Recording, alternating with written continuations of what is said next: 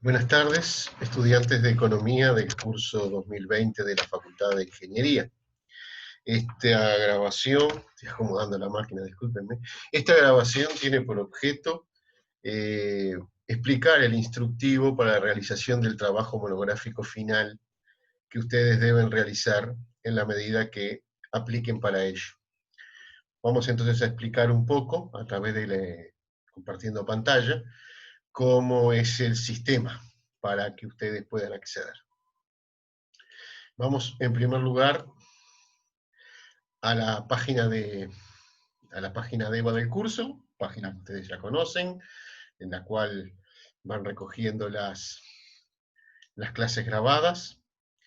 En primer lugar, en la sección en la que ustedes van a tener y vamos a ver qué tienen que hacer en principio. Vamos a abrir primero el cronograma.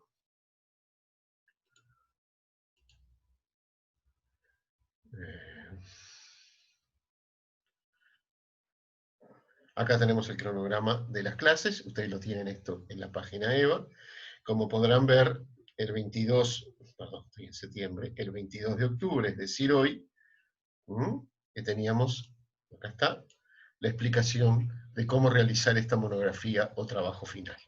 Por eso esto lo estamos grabando hoy, 22 de octubre, en la tarde, y será colgado en el día de hoy, mañana a más tardar, para que ustedes puedan disponer de estas instrucciones, o de este instructivo más bien, para que cuando comiencen a dar los pasos que los lleven a la elaboración de la monografía final. Me voy de esta página. No, sigo todavía, perdón, perdónenme.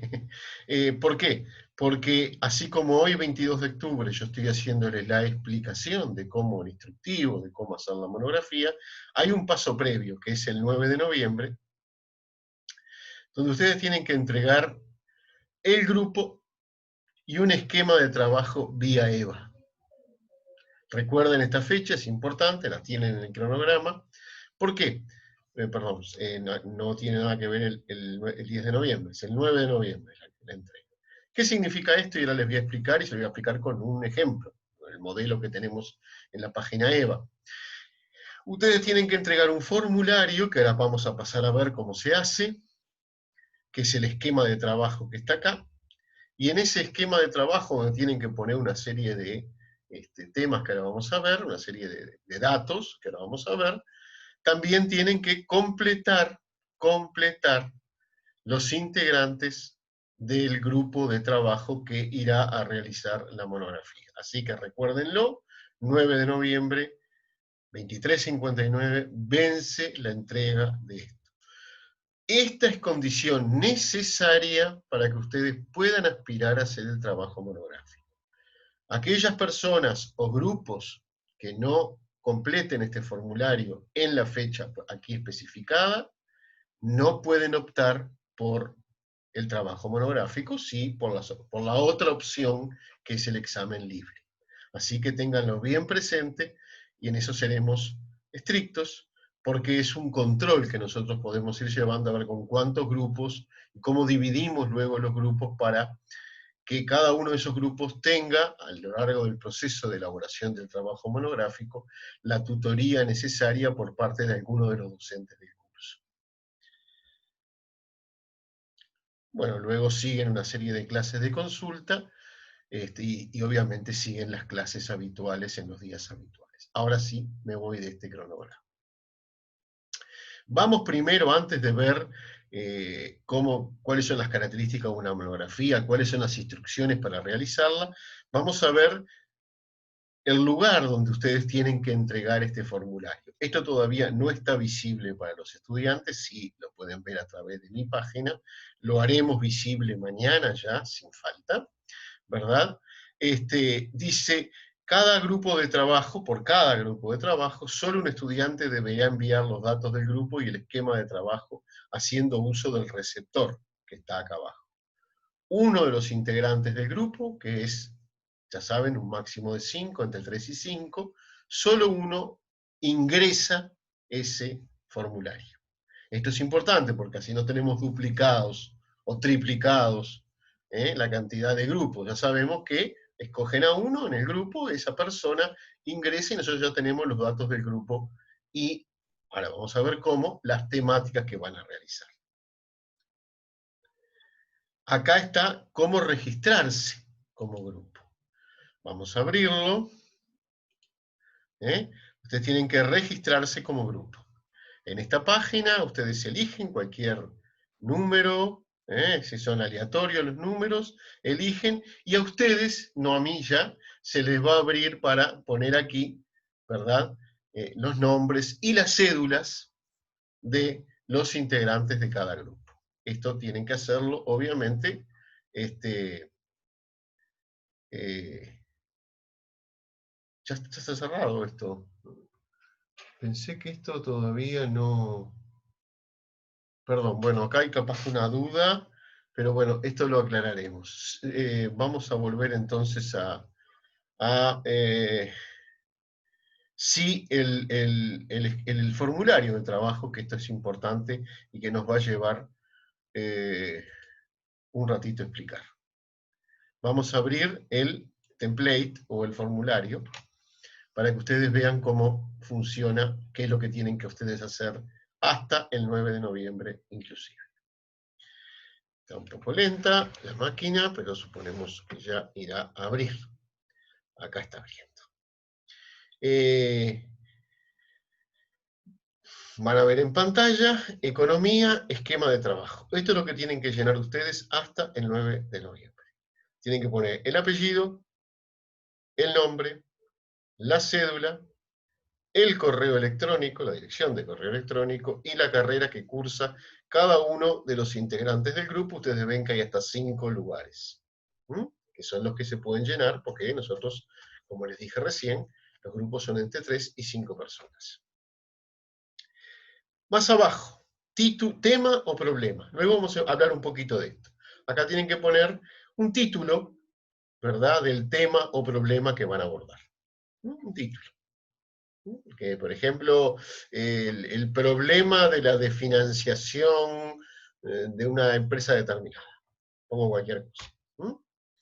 O el desarrollo científico-tecnológico vinculado a determinado sector de actividad. Luego viene el objetivo, es decir, ¿qué se proponen hacer? ¿Qué queremos investigar nosotros como grupo? ¿Cómo esa empresa, cómo ese sector, cómo esa organización ha funcionado, se ha desfinanciado, se ha desarrollado, a través de qué elementos, de qué factores, de qué dimensiones, etcétera? Máximo 500 caracteres, es decir, es una muy breve relación que tienen que hacer de los objetivos que se plantean realizar. Y por último, una fundamentación. ¿Por qué queremos nosotros como grupo hacer esto? Acá tienen un poquito más de espacio, tienen hasta 1000 caracteres. En todos los casos siempre son pocas oraciones, pocos renglones, digamos, ¿no? ¿Por qué queremos hacer esto? Porque nos interesa tal problema, porque nos inquieta o nos causa interrogantes de determinado problema, determinado fenómeno, determinada situación, porque está vinculada a nuestra actividad profesional o a la actividad profesional que nos pensamos dedicar, porque está vinculado a nuestro trayecto académico o al trayecto académico que pensamos desarrollar, etcétera, etcétera, etcétera. ¿Por qué esto? Porque a través de esto nosotros no solamente los clasificamos en grupos y luego los dividimos entre los diferentes docentes que harán de orientadores de sus trabajos, que a eso más adelante se les comunicará quiénes los orientan, en fin, cuando tengamos todos los trabajos recogidos, todos los formularios recogidos, ¿verdad? Y a su vez nosotros tenemos una idea de cuál es la intención original de cada uno de ustedes. Luego esto puede modificarse. Lo que en un momento nos resultaba interesante, quizás ahora le demos un giro, le busquemos una vuelta, no hay problema. Esto es como un puntapié inicial. Es por dónde ustedes quieren empezar a trabajar. Este proceso de empezar a trabajar, obviamente, puede llegar a conocer modificaciones, transformaciones, y eso, desde luego, las irán viendo con el docente asignado como, el docente o la docente que le fueron asignados como orientadores. Importante, hay que llenar este formulario antes del 9 de noviembre, o mejor, hasta el 9 de noviembre inclusive. Condición necesaria, vuelvo a repetir, para que después no haya quejas al respecto. ¿Qué es lo que tienen ustedes que hacer con esto? ¿Cuáles son los temas sobre los cuales ustedes tienen que pensar? Bueno, para eso voy a compartir otra pantalla. Voy a dejar de compartir esta pantalla, si me permiten, y voy a abrir otra pantalla. Estos son unos ejemplos sobre las temáticas. Este formulario todavía no está colgado, pero va a estar colgado en esa misma sección que les acabo de mostrar. Y como ven, dice temática general para la elaboración del trabajo final de economía, FING. Y el gran tema es tema o problema del desarrollo económico y social del Uruguay, o económico-social del Uruguay. El tema o problema elegido puede ser productivo, o sea, en torno al sector productivo, alguna temática vinculada a lo macroeconómico, a la inserción internacional de las empresas, del país como tal, etc. Distributivo, es decir, cómo los recursos se distribuyen de manera equitativa, o más bien inequitativa, entre la población.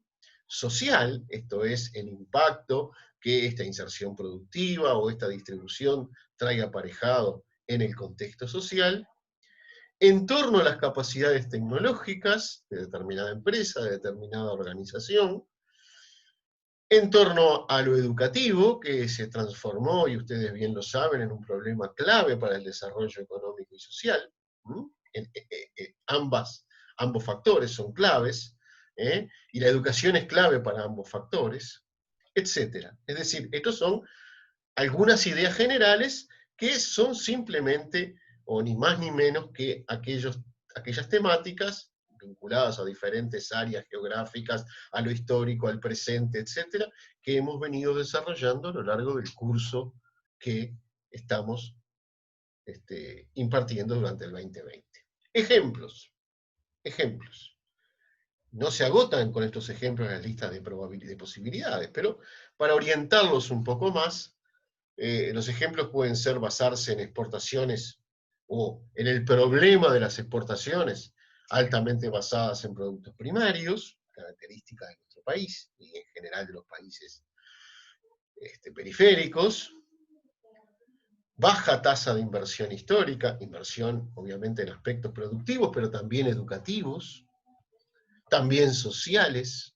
Acá entra la vivienda, la educación, la salud, porque todos esos factores obviamente componen un cuadro que o promueve el desarrollo o lo obstaculiza. ¿Cómo ha operado el crecimiento de la inversión extranjera? Si la inversión extranjera es el único elemento o uno de los pocos elementos dinamizadores de nuestra economía, piensa en UPM, seguramente son ejemplos que han manejado en el curso, ¿verdad? Bajo nivel de inversión en investigación y desarrollo, que obviamente trae como contraparte una alta dependencia tecnológica, es decir, lo que nuestros industriales, nuestros comerciantes, el sector servicios necesita para producir, se compra afuera. Tendencia recurrente a generar déficit de cuenta corriente en la balanza de pagos, es decir, se gasta más de lo que ingresa, egresa más de lo que ingresa. Tendencia recurrente a déficits en las cuentas públicas, desigualdad y pobreza, que están obviamente vinculados con el desarrollo económico y social, crecimiento de los empleos precarios, concentración de la propiedad de la tierra, un aspecto que ha tomado mucha dimensión, sobre todo en los últimos 15 o 20 años, aunque ya es un problema que viene de antiguo, pero es a título de ejemplo, ¿no? Baja proporción de población con educación universitaria o técnica, este es un elemento clave. Todos aquellos que hoy hablan de sistemas de innovación, sistemas de desarrollo, perciben desde luego que una educación terciaria que alcance una buena parte de la población es un elemento coadyuvante, no el único, desde luego, pero un elemento coadyuvante en los procesos de innovación, de desarrollo, de aprendizaje que luego se aplica y genera ventajas competitivas en la matriz productiva. Análisis del presupuesto para la educación en conjunto o en cualquiera de sus ramas, carencias en políticas de desarrollo productivas orientados al cambio estructurales y la estructura de la matriz productiva, y en fin, predominio de políticas de promoción productiva orientadas a profundizar la ventaja comparativa estática. Estos son ejemplos que no tienen por qué decir tomo uno. No, no, estos se pueden combinar. Hay problemas que requieren que estos ejemplos y otros, esto después ustedes lo van a conversar obviamente con su docente orientador, se combinan para tratar de explicar el desempeño de una empresa, de una organización, de un sector. Se combinan factores tales como la inversión o la falta de inversión, el desarrollo científico-tecnológico, su falta, la educación, la formación de recursos humanos, etcétera, etcétera, etcétera.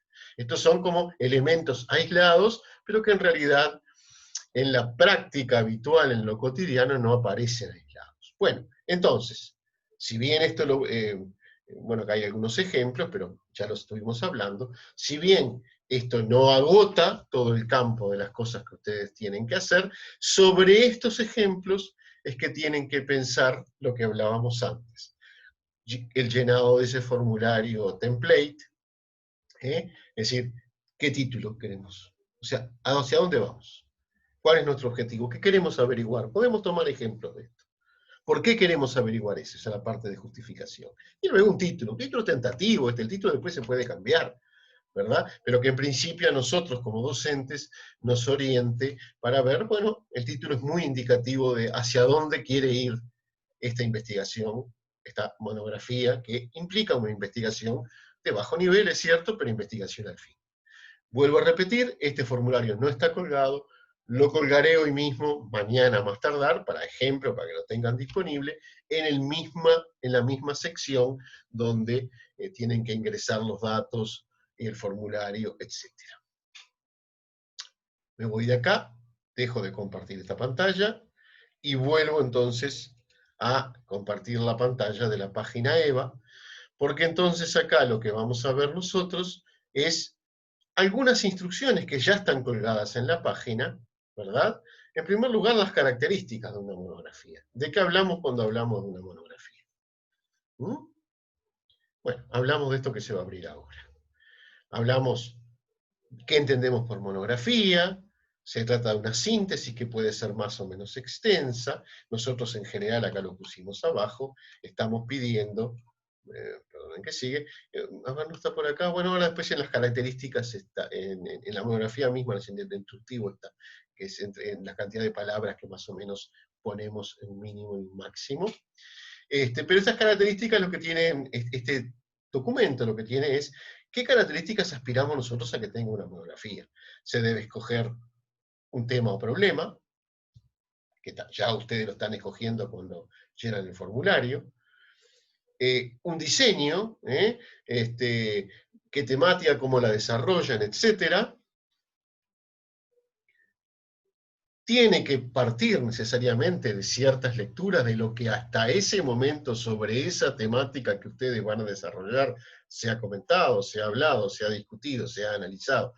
Por supuesto, no tiene que ser una lectura exhaustiva, pero sí viene bien que tengan por lo menos las lecturas de los textos que hemos proporcionado a lo largo del curso, e incluso enriquece mucho la elaboración del trabajo el hecho de que ustedes puedan ampliar, enriquecer aún más, sobre todo cuando son grupos de 3 y 5 personas, que puede haber división del trabajo, enriquece mucho el trabajo el hecho de que ustedes acudan a otros textos que han sido sugeridos por los docentes, o que a ustedes les parece que son pertinentes para ese tema que van a escoger.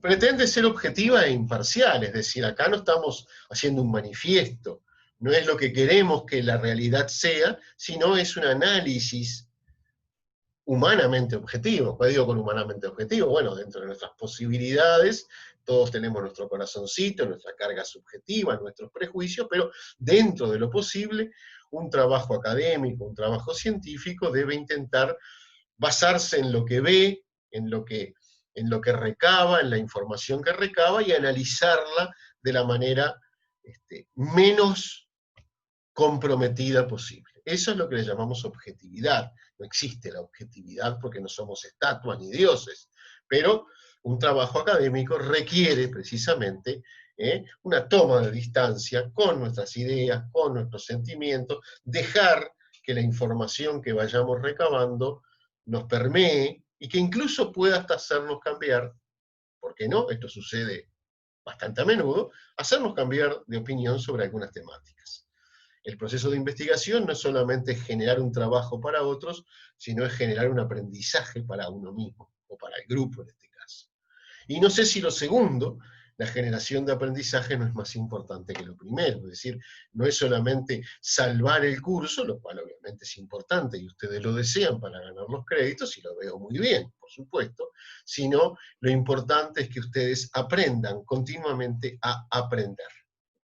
Porque las transformaciones a todo nivel son muy vertiginosas, y lo que aprendimos hace 2 años o 10 años quizás hoy esté obsoleto. Entonces lo importante es que tengamos esa capacidad de continuar aprendiendo permanentemente, de alguna manera, empujados y con la necesidad de comprender la realidad, una realidad que cambia muy vertiginosamente. Luego debe ser un trabajo claro, debe estar escrito claramente, en oraciones cortas, sin palabras muy raras, es decir, cuanto más claro, más directa la elaboración de un pensamiento, señala 2 cosas. Cuando una persona tiene claro lo que quiere decir, lo dice claramente. Cuando esa misma persona está confusa, tiene, como dice ahí, ambivalencia, ambigüedades, dudas, eso mismo se traslada a la escritura. Entonces, la claridad es una señal, por supuesto, no es una señal definitiva, pero es una señal de que también el pensamiento ha podido elaborar la información, la ha podido procesar, la ha podido analizar, la han podido conversar los integrantes de un grupo, la han podido trabajar en conjunto. Bueno, tiene obviamente una estructura interna determinada, acá está claramente, ¿no? Una introducción, la descripción de los objetivos y la metodología de investigación.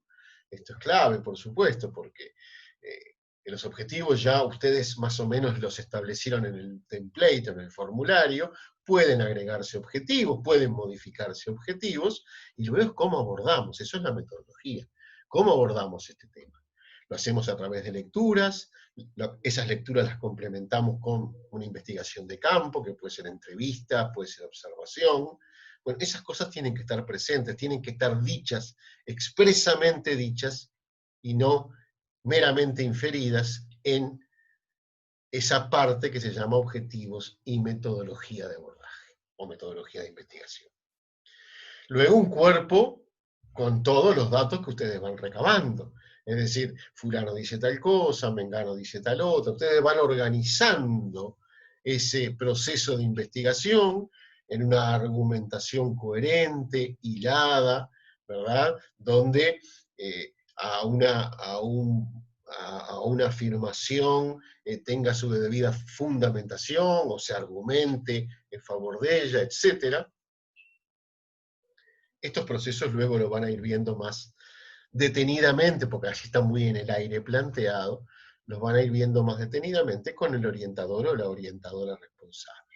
Pero básicamente esto es el cuerpo, el esqueleto de una monografía.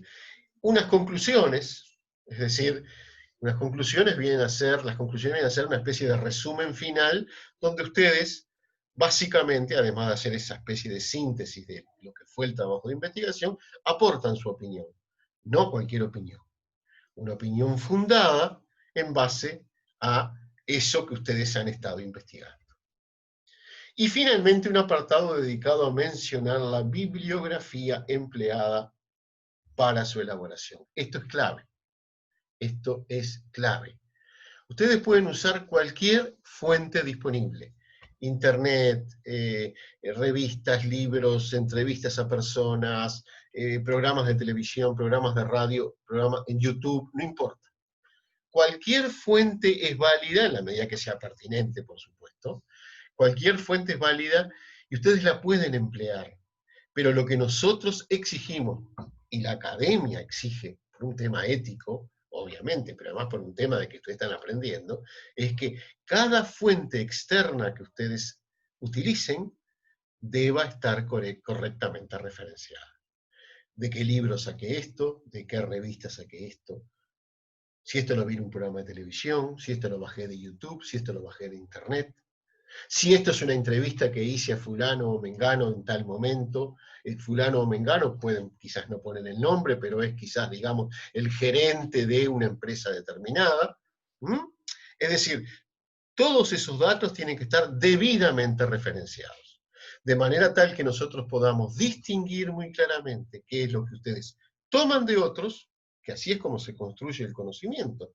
Nosotros arrancamos de lo que desde antes se viene haciendo, y tomamos obviamente eso en cuenta, ya sea para confirmarlo, para refutarlo, para criticarlo, no importa, y tratamos de aportar nuestro grano de arena, muchas veces un granitito de arena, la mayoría de las veces por lo menos. Pero bueno, ese granitito de arena tiene que estar distinguido de lo que nosotros tomamos de otros, y de lo que nos servimos para impulsarnos a sacar nuestras propias conclusiones y a generar nuestro propio análisis del objeto que estamos, del proceso, del objeto, del problema que estamos investigando. Acá es como se referencia, como les decía yo, es importante este capítulo, léanlo atentamente, es decir, las referencias tienen que ser claras, tienen que ser concretas, no pueden ser ambiguas, para justamente lograr esa distinción entre lo propio y lo ajeno. Y vuelvo a repetir, cualquier fuente es válida, siempre que sea una fuente pertinente, seria, rigurosa, desde luego. Cualquier fuente es válida, pero esas fuentes tienen que estar debidamente referenciadas en forma de referencias bibliográficas. Acá hay algunas indicaciones de cómo citar por paráfrasis, citar textual, etc. Esto lo leen ustedes y luego lo van conversando con los tutores. Estas entonces son las características, vuelvo al principio, las características, ¿qué es una monografía? Mucha gente, muchos de ustedes, nos ha pasado en otros cursos, dicen, nunca hice una monografía en mi vida, no tengo idea qué es. Bueno, acá tienen las características de una monografía. Léanlo atentamente, y obviamente, toda duda, toda consulta, estamos para justamente responder esas dudas, esas consultas. Me voy a ir de acá, y entonces vamos a cómo hacer la monografía. Las instrucciones para hacer la monografía, que repite algunas cosas de las que ya vimos en las características, ¿no? Y ahora lo van a ver.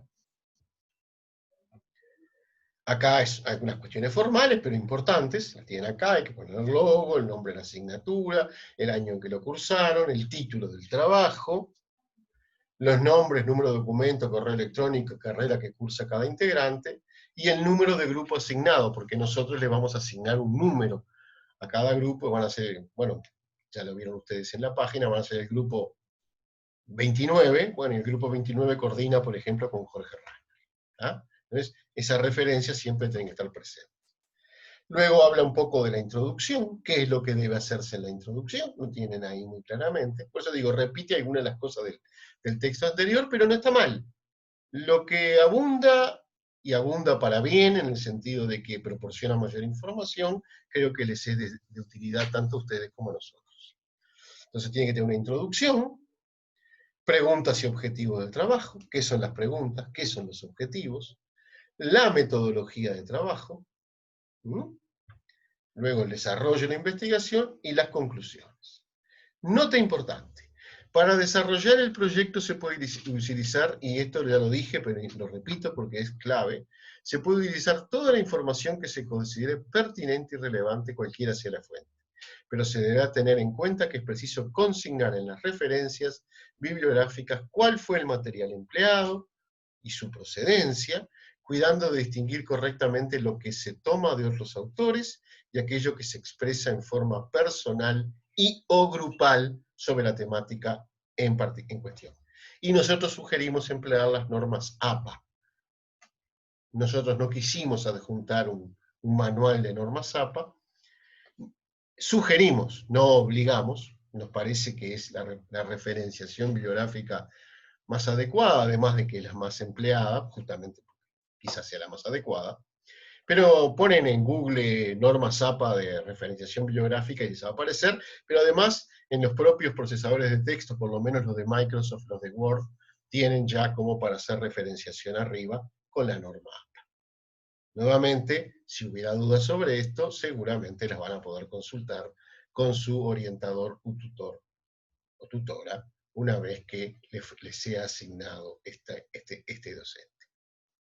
Y acá finalmente el desarrollo del trabajo tendrá una extensión entre 4.000 y 6.000 palabras, estamos hablando más o menos entre unas 9 y 13 carillas, más o menos, ¿no? Excluyendo bibliografía y anexos, es decir, se pueden pasar si se pasan con la bibliografía, y anexos. Anexos pueden ser, bueno, una entrevista completa que ustedes le hacen a alguna persona, que no la integran totalmente al cuerpo, en el cuerpo de la monografía integran algunas citas de esa entrevista, pero les interesa anexarla porque entienden de que eso enriquece la lectura del texto. O algún anexo puede ser una gráfica, o puede ser, no sé, en fin, todo aquello que les ha servido para realizar el trabajo y que ustedes entienden pertinente que debe entrar en el trabajo, pero no como en el cuerpo principal, sino como justamente en un anexo. Eso no está comprendido, ni bibliografía, ni anexos, entre las 4.000 y 6.000 palabras que exigimos. Por supuesto, no pueden colgar 10.000 palabras de anexos. Aquellos anexos también que ustedes entiendan pertinente agregar. El formato del texto solicitado será Times New Roman 12 o Arial 12 interlineado 1,5. Y detalle muy importante, cuando vayan a subir los textos ya terminados, la monografía terminada, en los diferentes periodos de examen que tienen por delante, tienen que subirlo en formato PDF. Eso no está acá dicho, pero tienen que subirlo en formato PDF, que es el formato. Pues, se podría subir en Word, pero causa algunos inconvenientes con la plataforma EVA, y nosotros preferimos que lo suban en formato PDF. Esto es importante señalarlo, y les queda ya aclarado el punto. Bien, vamos entonces a dejar de compartir esta pantalla. Es decir, tenemos instrucciones para hacer la monografía, qué entendemos por monografía. Luego acá tenemos el esquema de trabajo y grupo. Este es estoy repasando, ¿no? Tenemos acá el formulario o template, donde tienen que justamente inscribir al grupo, y acá luego van a el trabajo completo cuando lo terminen en la generación 2020. Y bueno, creo que hasta acá, más o menos todo lo que tenía que decirles. Por supuesto, quedamos con los canales de comunicación abiertos para cualquier duda, consulta, orientación, etc. Y a su vez tenemos por delante unas cuantas clases de consulta. Hay una clase mañana, que es una clase de consulta. O sea, todos los viernes tenemos clase de consulta, si mal no recuerdo. O sea que en las clases de consulta también es un buen momento, un buen lugar para tramitar este tipo de dudas. Yo lo que les sugiero que en todo caso comiencen a hacer consultas sobre aspectos formales y eso, en principio hasta la clase de consulta del 13 de noviembre, cuando ya empieza el último tema, que es el tema 4, hasta ese momento las hagan a través del foro o a través de los correos electrónicos de los docentes que estamos trabajando en este curso. Bueno, dicho esto, dejo de compartir pantalla. Les agradezco mucho la atención. Esta grabación, o el enlace mejor de esta grabación, va a quedar colgado en esa misma sección donde está todo esto, y ustedes pueden repasarlo y verlo las veces que crean y entiendan necesario. Bueno, muchísimas gracias y buenas noches.